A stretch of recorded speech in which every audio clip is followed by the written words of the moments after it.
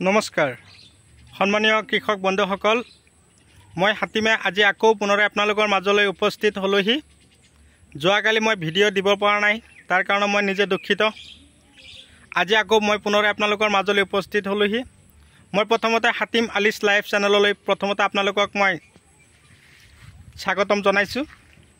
আপোনালোকে মোৰ ভিডিঅ'টো কোন ঠাইৰ পৰা চাই আছে মই আপোনালোকক অশেষ ধন্যবাদ জ্ঞাপন কৰিছো তো দেৰি নকৰো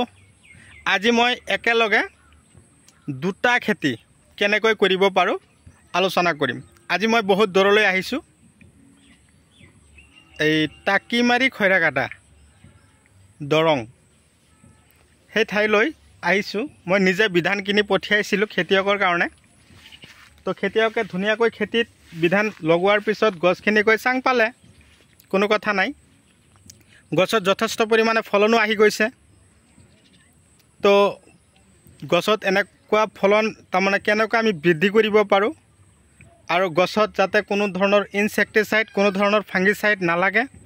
তাৰ কাৰণে আমি কি পন্থা অৱলম্বন কৰিব লাগে তো আজিৰ এই ভিডিঅ'টোৰ মাজেদি মই আপোনালোকৰ লগত শ্বেয়াৰ কৰিম লগতে মই আৰু এটা কথা আপোনালোকলৈ আলোচনা কৰিম বা আলোচনা কৰি পঠিয়াই দিলো এটো হল যে গছৰ পাতবিলাক হঠাতে হালধীয়া হৈ যায় হেতা পৰা হৈ যায় ফলনবিলাক নষ্ট হৈ যায় হৰু থাকোতে ফলনবিলাক পচি যায় তাৰ কাৰণে কি কৰা উচিত তো আজি মই একেলগে দুটা খেতিৰ বিষয়ে আলোচনা কৰিম তো প্ৰথমতে মই আপোনালোকক দেখুৱাই আছো আপোনালোকে নিশ্চয় চাব পাৰিছে গদালাও গছত অলৰেডি কিন্তু দুটা এটাকে লাগিবলৈ আৰম্ভ কৰিছে তো ইফালে আছে কোমোৰা চাব পাৰিছে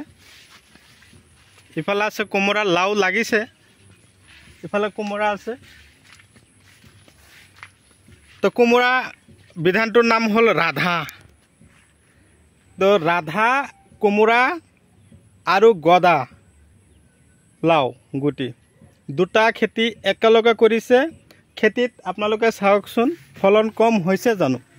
যথেষ্ট ফলন লাগি আছে মাত্ৰ গৈ চাং পাইছে কৈ গাছ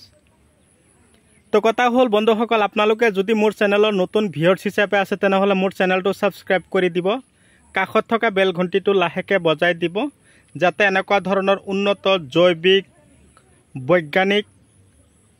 আৰু ৰাসায়নিক পদ্ধতিৰে কৰা খেতিৰ ভিডিঅ' অলৰেডি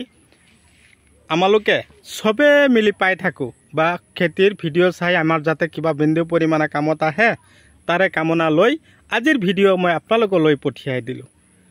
তো মই প্ৰথমতে আপোনালোকৰ লগত আলোচনা কৰিম খেতি কেনেকৈ কৰিব লাগে ওখ মাটি বিচাৰণ কৰি লব মই যেটো খেতি আপোনালোকক দেখুৱাই দিলো এটো হল নৈপৰীয়া মাটি ইফালে নদী এটা বৈ গৈছে তো ইয়াত পানী কেনেকৈ জমা হ'ব খেতিৰ লগতে নদী কাটি দিলে পানী নদীত গৈ নামিব বাস বৰষুণ যিমানে নহওক কোনো ক্ষতি নাই গোবৰ সাৰটো অকমান বেছিকৈ ঘটাব গোবৰ সাৰ খেতিত যিমান ঘটাব হিমানে খেতিত ফলন বেছি হয় এটা কথা আপোনালোকে অনুভৱ কৰিব মই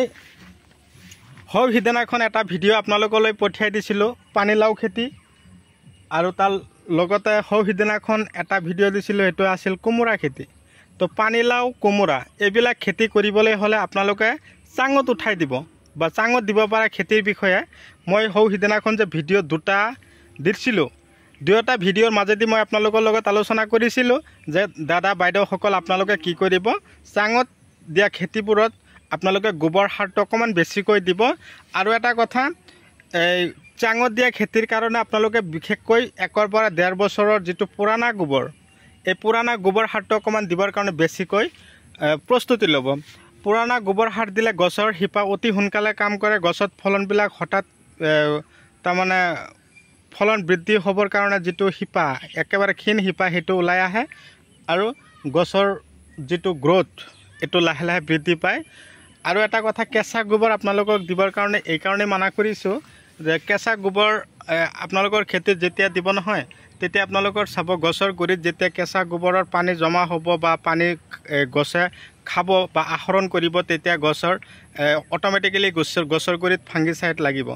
আৰু হে যাতে ফাঙ্গিসাইড নালাগে গছৰ গুৰিত যাতে এনেকুৱা ধৰণৰ বেমাৰ নহয় গছটো যাতে মৰি না যায় তাৰ কাৰণে মই আপোনালোকলৈ সিদিনা এখন ভিডিঅ'ত দিছিলোঁ। তো আজিও মই সেই কথাখিনি আপোনালোকৰ লগত আলোচনা কৰিলোঁ। এই কথাটো আলোচনা কৰাৰ প্ৰধান কৰ্মটো হ'ল এইটোৱে যে বৰ্ষাৰ সময়, এই সময়ত যদি আপোনালোকে ডাইৰেক্টলি কেঁচা গোবৰটো খেতিত দি দিয়ে নহয়, তো আপোনালোকৰ খেতিত ফাংগিচাইড লগাৰ সম্ভাৱনা আছে। এতিয়া আলোচনা কৰিম খেতিত ফলন কম হয়, ফলন আমি কেনেকৈ বৃদ্ধি কৰাম, কি খাদ্য দিম। গোবৰ যথেষ্ট দিছোঁ। ইফালে চাওক ৰঙালাও, ইফালে চাওক পানীলাও, আৰু ওপৰত ইফালে চাই আছে আপোনালোকে, এইটো হ'ল কোমোৰা। এই পানীলাও আৰু কোমোৰা খেতি যদি আপোনালোকেও একেলগে কৰিব বিচাৰে তেনেহ'লে এই পদ্ধতিমতে কৰিব। মই আজিৰ এই ভিডিঅ'টোৰ মাজতে যিখিনি কথা ক'ম সেইখিনি আপোনালোকে অনুভৱ কৰিব আৰু সেই খেতি কৰিবৰ কাৰণে প্ৰস্তুতি ল'ব। এতিয়া কথা হ'ল এটা গছৰ পৰা আৰু এটা গছৰ দূৰত্ব ৰাখিব 5 পৰা 6 ফুট। শাৰীৰ পৰা শাৰীৰ দূৰত্ব 5 পৰা 6 ফুট ৰাখি কিনে আপোনালোকে লগালে বাছ, কোনো কথা নাই। গছৰ মই প্ৰথমতে এটা কথাই ক'ম, গছৰ যিবিলাক ফলন এনেকুৱা হয় জানো, হালধীয়া হৈছে জানো, পাতবিলাক এনেকুৱা হালধীয়া হৈ গৈছে জানো। এয়া চাওক পোকে খাইছে, তাৰমানে পোকে ইয়াত বহি থাকে। এইবিলাক পোক আমি চকুৰে দেখা নাপাওঁ, একেবাৰে সৰু পোক। যিটো পোক এই অনুবীক্ষণ যন্ত্ৰৰে চালে আমি একেবাৰে চকুত স্পষ্টকৈ দেখা পাওঁ বা ডাঙৰকৈ দেখা পাওঁ। এই পোকবিলাক খেদিবৰ কাৰণে ডাষ্টাৰ দাহাত স্প্ৰে কৰিবলৈ কৈছিলোঁ। আজিও কৈছোঁ আপোনালোকে সেইবিলাক ঔষধ স্প্ৰে কৰক। আৰু ফলনবিলাক সৰু থাকোঁতে এনেকুৱা হালধীয়া হৈ যায়, ফাংগিচাইড লাগি যায়, তাৰ কাৰণে লখন্দি স্প্ৰে কৰিব। আৰু গছত যদি ফলন কমি যায় তেনেহ'লে ভিটাগোল্ড স্প্ৰে কৰিব, ভিটামিন। আৰু মাজে মাজে লুব্ৰিঅ', তাৰপিছত পকেট, এনেকুৱা ধৰণৰ ঔষধবিলাক আপোনালোকৰ খেতিত আপোনালোকে স্প্ৰে কৰিব। এইবিলাক ঔষধ দিলে গছত কোনো ধৰণৰ পোক নাথাকিব, গছৰ আগবিলাক খাই নাথাকিব, গছৰ আগবিলাক ফুলিও নাযাব। আৰু যদি পোকে বেছি ডিষ্টাৰ্ব কৰি আছে তেনেহ'লে আপোনালোকে গ্ৰাছিয়া বা চেমোডিছ স্প্ৰে কৰি দিব। তো বন্ধুসকল, দানা স্পাৰ্কাৰ GR 95, নেট্ৰোপালছ, অল্ড ড'জ, এনেকুৱা ধৰণৰ উন্নত দানাবিলাক আপোনালোকে কোমোৰা, তাৰপিছত জাতিলাও বা পানীলাও খেতিত এনেকুৱা ধৰণৰ দিব বুলি মই আশা ৰাখিলোঁ। এই পদ্ধতিমতে খেতি কৰিব, খেতিৰ যতন ল'ব, খেতিৰ পৰা যথেষ্ট ফলন আপোনালোকে আশা কৰিব পাৰিব, তাৰে কামনা কৰিলোঁ। তো বন্ধুসকল, এটা কথা লক্ষ্য কৰিব, যাতে পানীলাও খেতি হওক বা কোমোৰা খেতি হওক, ইয়াৰ মাজে মাজে আপোনালোকে সুন্দৰকৈ ডোং দি দিব, যাতে পানী জমা নহয়। পানী জমা হ'লে কিন্তু এইবিলাক খেতিত গছবিলাক নষ্ট হৈ যায় বা গছবিলাক মৰি যোৱাৰ সম্ভাৱনা থাকে।